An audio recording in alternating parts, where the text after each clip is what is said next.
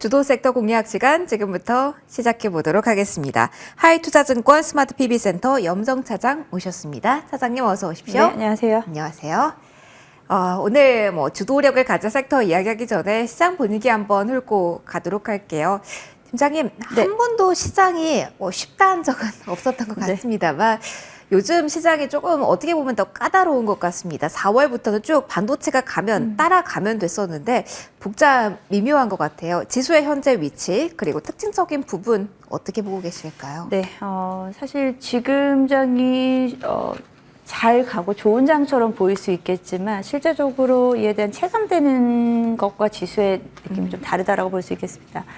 대형주들의 시장이 이끌다 보니까 지수 자체는 그래도 상당히 뚫고 올라갔지만 특히나 코스피 같은 경우에 코스닥을 보면은 그게 가장 우리 투자 심리하고 비슷하다라고 좀 볼 수 있겠어요. 네. 코스닥 지수를 보게 되면은 코스피와는 사실 좀 반대 방향으로 갔고요. 그리고 중대형주까지의 흐름은 좋지만 중형주 단에서부터 그 소형주에서는 사실 연초 대비해서 빠진 종목들도 상당수가 있습니다. 그러다 보니까 이런 우리가 체감되는 지수랑 지금의 실제적으로 수치로 보여주는 지수랑의 좀 심리적인 괴리는 좀 있는 상황이다라고 보고 있고요. 사실 미국에서 엔비디아가 지금 3거래일 한 10% 넘게 빠졌어요. 그래서 오늘도 사실 우리나라 반도체 지수, 특히나 SK 하이닉스 중심으로 해서 지수 조정이 추가적으로 있을 것으로 예상을 했지만 예상보다는 또 오후장수는 괜찮아요. 맞아요. 그러다 보니까 오히려 더 헷갈리는 것 같습니다. 우리 여기서 같이 조정이 좀 나와줘야 같이 또 반등이 가는데 우리나라가 이에 대한 부분을 같이 동조해서 가야 우리가 조금 더 편안하게 방향성을 잡는데 오늘은 진짜 어찌해야 할지 몰라서 개인들은 오늘은 좀 팔고 되레 오늘은 외국인들을 좀 사는 이런 좀 모습을 나타내면서 지금 시장에서도 우리 들어오기 전에도 우리 PD님하고 얘기했는데 시장이 이제 한번 엇박자근하기 시작하면 상당히 어려운 시장이 되고 있습니다. 어렵다라는 이야기를 해주셨어요. 그러면은 이게 궁금하네요. 네. 반도체에 대한 이 조정이 조금 더 깊어질 그리고 기간 조정이 있을 가능성을 염두해야 되는지 그리고 더불어서 기존에 좀 많이 올랐던 좀 화장품도 있고 음식료 쪽도 있잖아요. 기존에 상승하던 곳에 대해서는 어떻게 대처를 해야 될지 약간 팁을 주신다면요. 저는 이제 지난주 후반부터 해서 기존의 상승 섹터들, 반도체는 살짝 좀 제외해야 될 것 같고 기존의 좀 섹터별로 해서는 화장품 섹터, 식음료 섹터, 전기전선 섹터 정도에 대한 부분은 우리가 차익 실현에 대한 부담감 충분히 있을 수 있기 때문에 지금은 살짝은 좀 조금 멀리서 떨어져서 봐야 된다. 단기적으로 하루 이틀 다시 반등이 나올 수는 있겠지만 그에 대한 부분은 또다시 언제든 돌릴 수 있는 좀 구간이다라고 좀 생각해서 지금 어찌 보면은 좀 갔었던 종목 따라가기보다는 눌려있는 쪽에 대한 부분 또는 지금은 조금 좀 시장을 관망하면서 지켜보는 게 조금 힘든 일이겠지만 필요한 시점이 아닌가라고 생각합니다.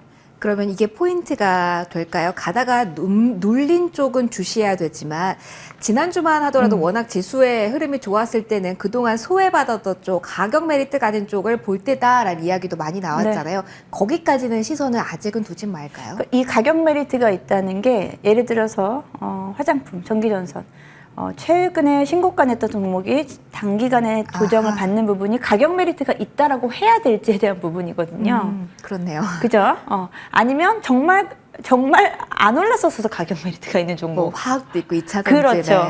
네, 오히려 그쪽을 봐야 될지에 대한 우리는 그에 대한 상당한 고민을 해야 된다. 저는 일단 고점, 고가를 찍고 눌린 부분에 대한 부분을 가격 메리트라고 보진 않습니다. 그렇군요. 결국은 조금 더 지켜보면서 반도체 흐름이 어떻게 잡히는지를 보고 그리고 조금씩 분명한 전략에 대한 고민들을 더 해나갈 수 있을 것 같습니다. 일단 전체적으로 지금 흐름에 대해서 이 정도 정리를 하고요. 주도 섹터로 어느 쪽을 봐야 되는지 주제를 좀 질문 드릴게요. 네. 그러면 까다롭습니다. 어디를 보면 된다라고 이야기를 해주실지 궁금한데요. 어떤 주제 가져오셨을까요? 저는 섹터별로의 우리가 주도 섹터 공략이니까 섹터의 모멘텀도 또 중요하고요. 그렇죠? 지금부터는 그 전체 섹터가 올해 2분기 그리고 하반기까지 끌고 갈 수 있는 실적 관련된 섹터를 봐야 된다라고 좀 생각하고 있거든요. 그래서 이번 주부터 해서 7월 초까지 해서 좀 담아둬야 될 섹터는 어떤 것일까에 대한 고민 우리는 지금 해야 됩니다. 그러면은 그 섹터가 무엇일까요? 저는 지금 방산 쪽을 보고 있어요. 방산은 사실 6월 동안에도 지속적으로 좀 지켜보고 있었는데요. 방산 섹터는 일단 2분기 실적에 대한 기대감과 함께 지금 단기적으로는 살짝 조금은 좀 쉬고 있는 구간이거든요. 네. 예, 여기서 우리가 공략을 해보면 어떨까라고 생각하고 있습니다. 실적이란 쪽도 있고 그리고 가격적으로도 네. 메리트를 가져가는 구간이니까 보자라고 이야기를 해주셨어요. 근데 저희 지금 하단에 유로 사토리 석료라고 네. 나오고 있거든요. 이게 저도 찾아보니까 세계 3대 전시라고 맞습니다. 하던데 여기에 성과가 나왔다는 부분도 모멘텀으로 작용을 더 할까요? 여기서 지난주에 네.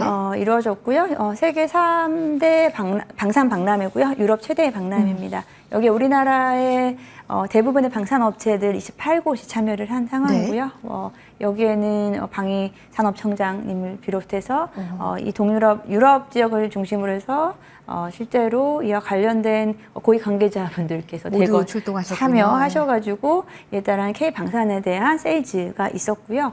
우리가 박람회를 한다고 해서 그 자리에서 모든 사인이 이루어지는 건 아니에요. 그러다 보니까 이게 끝나고 나서 그 당시에도 모멘텀은 살짝 있어서 움직였지만 이게 끝나고 나서 이제 가시적인 성과가 하나씩 나올 수 있는 저는 구간이다라고 좀 생각하고요. 그것을 제외하고라도 이제 2분기 끝나가는 시점에서 2분기 실적에 대한 방산주들의 관심은 분명히 필요한 시점이다라고 생각을 해서 실적과 함께 앞으로 하반기 모멘텀이 가져갈 수 있는 섹터다라고 보고 있습니다. 그러면 하나하나씩 네. 좀 세분화돼서 좀 이야기를 해볼까 합니다. 네. 그러면 앞서 실적 이야기를 해주셨으니까 그 부분 먼저 짚고 가도록 할게요. 네. 그간의 수주에 대한 걸 생각해 본다면 폴란드, 루마니아 이 정도가 생각이 나는데 그 모멘텀이 언제쯤 실적에 찍히면서 그게 시장에서 바라본 눈높이를 높일 수 있는 계기가 되는 건지. 네. 전차 우리가 그냥 판다라고 해서 바로 매출이 잡히는 건 아니겠죠. 네. 이 부분은 인도되는 시점도 있고요. 인도되는 시점이 매출 인식 시점은 아니고요. 그리고 거기에서 폴란드 인도로 돼서 거기에서 또 테스트 기간이 필요하겠죠. 잘 오는 동안 문제 없었는지. 그래야 되니까요. 그런 부분이 또 1, 2개월 정도 소요된다라고 하면은 우리가 판매 시점, 우리가 떠나 보내는 시점과 최소한 2, 3개월의 차이가 좀 난다라고 하고요. 그래서 1분기에 관련된 종목들 같은 경우가 실제로 매출 인식이 반영이 좀 덜 된 부분이 있어요. 그게 이제 2분기로 매출이 잡히는 상황이고요. 그에 대한 대부분 종목들이 좀 기대감이 있고요. 제가 뒤에 말씀드릴 종목도 그 부분이 그 공식이 적용되는 종목이라고 보시면 될 것 같습니다. 방산은 수주잔고가 상당히 중요한데요. 그렇죠. 수주잔고가 장기 플랜에서 장기간의 사업의 방향성을 좀 좌지우지하는데 그런 차원에서 최근에 수주잔고 늘어나고 있고요. 최근에 또 재밌는 게 방산뿐 아니고 조선 쪽에서도 이 방산에 대한 부분을 접목시킨다. 군함, 잠수함 이런 쪽에서에 대한 방산의 그 종목 확대가 좀 나타나고 있는 상황이다라고 볼 수 있겠습니다. 그러면은 종목군 어떻게 봐야 되는지 잠시 후에 좀 살펴보고요. 실적 봤으니까 이슈화 될 수 있는 부분도 살펴보도록 할게요. 사장님, 네. 저희 최근에 나타나고 있는 지정학적 리스크 관련된 뉴스도 민감하게 반응할 자리라고 보시는지요? 네, 최근에는 러시아와 북한이 또 혼잡았다 네, 하죠. 그런 예. 뉴스가 나오면서 또 유럽 쪽에서는 한국과 일본과의 안보 방산에 대한 파트너십을 검토를 하고 있다는 뉴스가 나왔죠. 여기서 우리나라 같은 경우에는 내노라는 방산 업체들이 많이 있기 때문에 이에 대한 수혜를 좀 더 볼 수 있지 않을까. 사실 유럽에서는 유럽의 국가들, 특히나 프랑스라든지 방산에 대한 시장이 좀 크기 때문에 우리나라에 대한 견제가 사실 좀 심했어요. 그렇지만 유럽 방산업체들만으로 커버하기가 어렵다라고 판단되니 이렇게 아시아권에도 손을 좀 내밀고자 하는 이런 움직임이 나오고 있다 보니까 우리나라 업체들에 대한 적어도 유리하면 유리했지. 지금 그런 긍정적인 상황이다라고 볼 수 있겠고요. 실제로 동유럽 같은 경우 우리나라 폴란드, 루마니아 얘기하셨는데 동유럽이 전체 방산 시장에서 국방비에 대한 지출 규모가 2021년에는 4% 정도 됐대요. 전 세계에. 네. 지금 작년 기준으로는 8%까지 늘어났다. 그 사이에 이제 러시아, 우크라이나 전쟁도 있었고 지정학적 리스크가 부각되다 보니까 그 주변 지역으로 해서 특히나 유럽 지역이라든지 동유럽 지역, 중동 지역을 중심으로 해서 그에 대한 국방부에 대한 예산 비중이 좀 늘어나고 있는 상황이다라고 볼 수 있겠습니다. 그러면은 둘러싸고 어떠한 요인들이 작용을 할 수 있는지 쭉 이야기를 들어봤습니다. 그러면은 종목 선택이 중요할 것 같습니다. 앞서서 조선에도 방사대 의미가 들어있고 좀 확장되고 있다라는 이야기를 해주셨는데 그래서 좀 범위가 넓어져 버린 것 같아요. 차장님 어떤 종목을 네. 픽해 오셨을까요? 지금 뭐 종목 한 종목 얘기를 해야 되기 때문에 네. 좀 뭐 고민이 되는 타이밍이긴 합니다만 우리가 보통 알고 있는 방산 쪽에서의 저는 핵심 세 종목 현대로템, 하나에어로스페이스, LG 넥스원까지? 정도로 일단은 크게 빅3를 저는 보고 있는데 그 중에서 상대적으로 주가의 눌림 구간이 좀 길게 유지되고 있는 게 현대로템. 그래서 픽은 현대로템. 네. 현대로템은 제가 이제 지속적으로 봐온 결과 구간에 대한 조정이 있고 나서는 다시 한번 반등이 나오는 구간을 계속해서 거쳐 나가고 있는 종목입니다. 최근 뭐 일주일 넘게 구간 조정이 있고요. 이에 대한 부분을 조금 더 확장해서 본다라고 하면 5월에서 6월 사이에 주가의 밴드 수준이요. 36,000원대에서 한 4만 원 미만에서 계속해서 움직임이 나타났고 있고요. 그렇다고 해서 뭐 모멘텀이라든지 뭐 거래량이라든지 이런 부분이 소외된 종목은 또 아닙니다. 현대로템 같은 경우에는 앞서 이야기했었던 폴란드향 1차 계약분에 대한 인도가 작년부터 순차적으로 이루어지고 1분기에 그 부분의 매출이 좀 덜 잡혔고요. 이에 대한 2분기 매출로 잡힐 것으로 예상되기 때문에 2분기 실적이 1분기 대비해서 증가할 것을 보여주고 있습니다. 특히나 이제 현대로템 같은 경우에 최근에 한번 급등 나온 날이 있었죠. 지금 6월 17일이네요. 11%대 급등 나왔는데 이때는 철도 부분에서 맞아요. 네, 철도 부분에서 수주가 나왔고요.